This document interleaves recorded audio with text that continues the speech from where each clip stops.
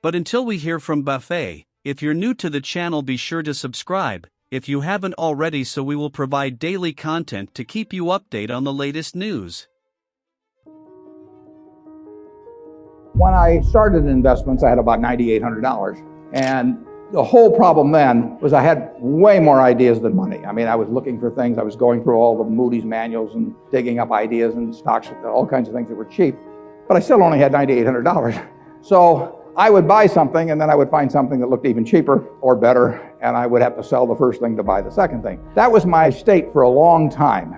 Now, in the late 1960s, I wound up my partnership because I couldn't find things, but that's because the whole market had gone crazy. And at that time, I was working with about $100 million in the partnership when I wound up the partnership. But $100 million wasn't an unmanageable amount of money. It's just that the market itself was just offering nothing. And so I sent the money back to my partners. But the most important thing to learn is how to value a business. It's also the toughest to explain. You look for certain things that allows you to narrow it down. If I'm a basketball coach, and I see a guy, I'm walking down the campus here, and I see somebody 7 feet tall, I'm interested. Now, he may not be coordinated. We may not be able to keep him in school. He may be robbing, stores at night or something, but he's still the right guy to be looking at. I mean, we can work with this guy. So I am interested in 7-footers, maybe 6'10". And if I see some guy that's 5'3", and he comes up to me, and he's dribbling away, and he's telling me, doing fancy moves, and he says, "Coach," and I said, "I'm your guy." I say, "Yeah, but if you get in there against these 7-footers, I'm not sure he'll be dribbling exactly the same way. I'm going to skip him. He may be a wonderful prospect and all that, but I'm not interested." So I am looking for signals that tell me in investments what height and a few things might tell me if I was a basketball coach. In the end, what I'm going to buy is the business where I feel extremely certain about the competitive advantage, extremely certain about the integrity and ability of the management, and where I think the discounted flow of the cash that business will produce over time makes sense in relation to its current price. You really are looking for a business where you see the future. And that's why we don't get in tech. It isn't that I don't love the computer and think it's doing all kinds of things for society. I just don't know what it's going to look like in terms of who's going to be selling what to whom and at what prices and against whom and all of that sort of thing 10 years from now. Whereas I know that people are going to be chewing Wrigley's chewing gum in 10 years. People sitting in front of a computer chewing gum will not behave way differently than people chewing gum, in this audience as we talk. I mean, there are certain things that won't be affected. Gillette razor blades. 70% of the value worldwide of razors and blades is Gillette. That's after almost 100 years of shaving, and everybody knows what a razor blade does. They all know how to buy the steel. They all know how to sell it through Walmart or whomever. It's 70% of the world. Now, part of that's because men don't like to change as much. When a man gets happy with something, he doesn't fool around with it a lot. Women are a little more inclined to experiment. But, for $25 a year, something you do every day, what better is the world going to offer you? 70%, just think of that. Coca-Cola, 19 billion cases of Coke products sold a year.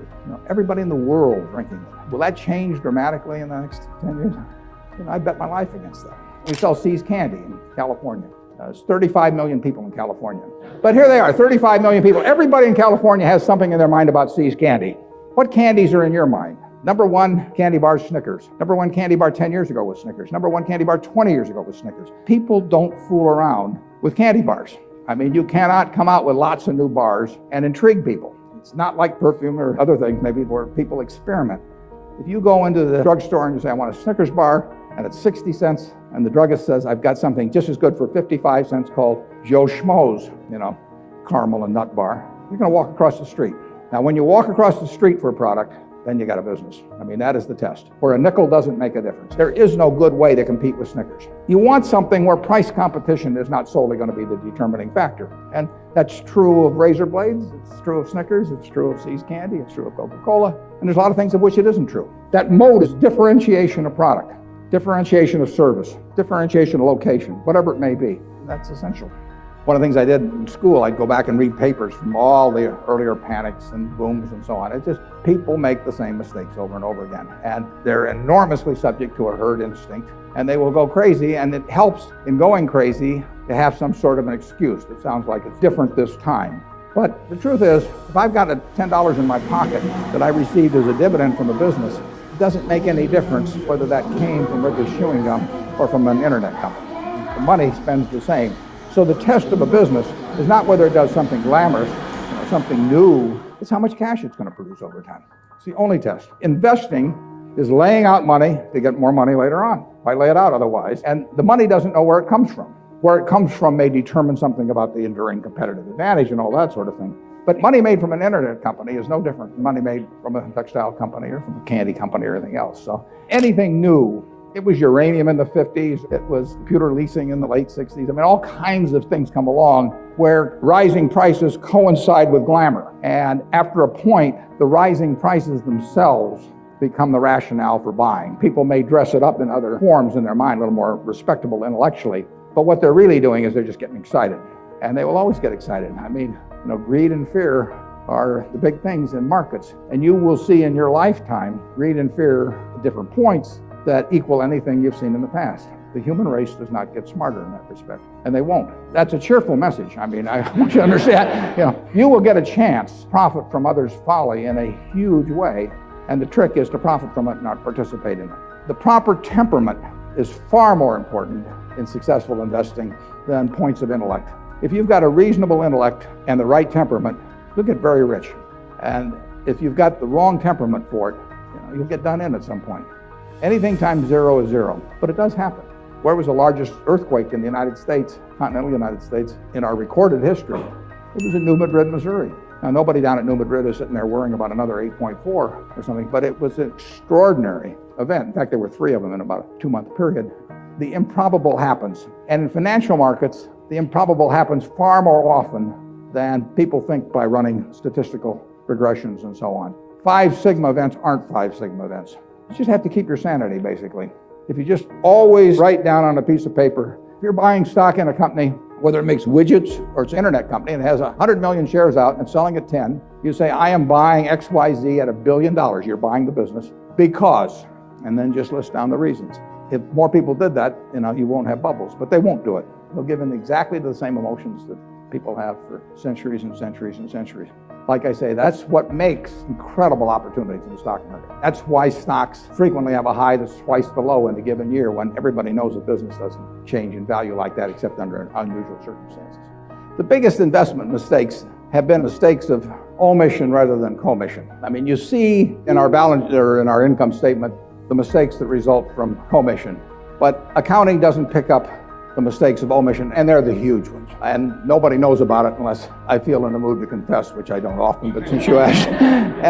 I would say the biggest mistake, I've named a couple in the past. Now, I don't count as a mistake not buying Microsoft, for example. I met Bill Gates on July 5th, 1991. He spent about 10 hours explaining Microsoft to me. He did it with an orangutan the next day. He said that was easier, but it was fascinating to me. And I knew he was a terrific guy and a terrific manager, and Microsoft was a terrific company. So I went back and bought 100 shares just to keep track of it. But I didn't know enough to make the decision. I really didn't know what other people were doing in the field. So it was outside of what I call my circle of competence. And the important thing in investing is not how big your circle is, it's knowing where the perimeter is so that you stay within the circle. And that costs billions of dollars, never shows up in our financial statements. An example I use more often now, more recent, was I set out, this is even worse, I set out to buy 100 million shares pre-split, 200 million shares of the present stock, of Walmart about 5 or 6 years ago. It was at $23 a share, so it would have cost us $2 billion free if we bought it. If we had bought it, it would be worth about 11.5 or 12 billion. Now, I knew enough to understand Walmart. I mean, I knew it was the retailing machine of all time. And what happened on that was I bought a few million shares, and then it went up. It probably went up to 23 1/8. Now, when a stock goes from 23 to 23 1/8, I mean, that's a major event around Berkshire. I mean, I have trouble adjusting. My license plate says thrifty, and the guy who designed it knew what he was saying. And so, like a dope, I just said, well, I'll wait till it gets back to where I was buying. It was a little more than 1/8, but nevertheless, I missed out on 8 or 9 billion. But those are the mistakes you don't see. Mistakes that you can see is Berkshire Hathaway, literally, today, is a merger of 3 companies in my business lifetime. There was the original Berkshire Hathaway, which we bought into in 1965, or bought control of in early 1965. And then there were 2 other companies called Blue Chip Stamps, a trading stamp company in California, and Diversified Retailing, a company that started out with a department store in Baltimore. All 3 of those were mistakes. Starting with the textile business, Berkshire was a textile company with 20 million in net worth. The whole 20 million was tied up in the textile business, and it was a lousy business. I bought it because it was cheap, not because it was good. And that's a mistake. It took me a long time to get over that. I learned under a fellow who was a magnificent human being, magnificent teacher, and did all kinds of things for me. He put the emphasis on buying things that were quantitatively cheap. That was the background from the 30s and 40s. I call it used cigar butt approach to investing. I mean, you go around, you walk down the street, and you see a cigar butt, and it's kind of soggy and disgusting and repels you, but it's free. And there's maybe one puff left in it. So you think, what can I lose? So you pick it up and you see, and maybe there's one puff in it, but it didn't cost you anything, so if it isn't, all you've had is a soggy cigar butt in your mouth. That was Berkshire Hathaway back in 1965. It was the wrong kind of business to buy. It had actually lost significant money over the previous 10 years, but it was very cheap. So I bought in, and then all of a sudden I owned a textile business, a New England textile business. A New England textile business in New Bedford, Mass, where about 100 textile companies had gone out of business, and we were the last ones really foolish enough to be trying to make a profit. So it was a terrible base to build what has become Berkshire Hathaway on. I mean, we sat with that 20 million, which was originally 100% of our capital. We sat with that for about 20 years trying to make it work, and it never worked. So if I'd done the things subsequently we did in insurance and See's Candy and all kinds of other businesses, and done it from scratch and not put them in Berkshire, maybe Gates would have to move over. So with that great background, those all three were mistakes. But we did go into these other businesses. I learned after a point that real thing in business is to be in good businesses with good people. And that's what works. And it's much more important than trying to buy something cheap. It may work okay occasionally, but it's no way to build a business over time. I don't dwell on them in the least. It doesn't make any difference. I mean, I've been having fun the whole time, and I'll continue to have fun. And actually, if you played golf and you scored a hole-in-one on every hole, it wouldn't be an interesting game after a while. I mean, if it had some magnet in the hole someplace and the ball automatically went to it, you'd give up golf. It's much more fun to play the game, par threes, par fives, occasionally hit one in the rough, and so on. It's a lot of fun. As the years have gone by and the capital I'm working with has increased, there's fewer and fewer opportunities. So I never have to sell anything now to raise money to buy something else. It just doesn't happen that way. Now I've got more money than ideas, and it'll probably stay that way. So I would say that when you're in a position with relatively little capital, you sell something when you find something that offers you more for your money, or about which you're sure. I mean, if two things are equally cheap, but you feel one is 100% certain you really understand the business, and the other you got 80% certainty, you go with the one you're certain of. If you're in my position, you basically don't sell. Very seldom. Now, looking back, we should have sold some things when the bubble was on because the valuations got so high that even if we'd sold, they were good businesses, but they just were ridiculous prices. So with hindsight, that would have been the thing to do. But I don't feel terrible about that because the money would have gone into cash and we might have bought them back cheaper, but we might not have.